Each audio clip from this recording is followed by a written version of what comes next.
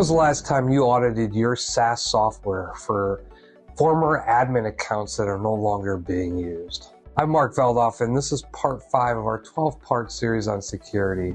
Today we are talking about admin accounts and how often you're auditing them for actual usage and are they necessary, and the practices that go along with them. One thing that's important to do on a set schedule is to check your critical software for what admins are currently set up on there. These admin accounts, over the years, you'll set up admin accounts for vendors or employees or people that you need to access it. Making sure you clean up these stale admin accounts is critical to making sure that your portals, your software, your most critical software is being protected. Over time, these SaaS providers like Salesforce, they're having data leaks or vulnerabilities in which your password, your admin account username and password may be compromised.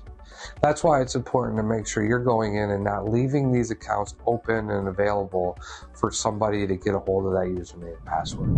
I'm Mark Veldoff, and I hope you're enjoying this 12-part series on security. If you have any questions, you can reach us here at Envision IT. Our number is 616-741-1144.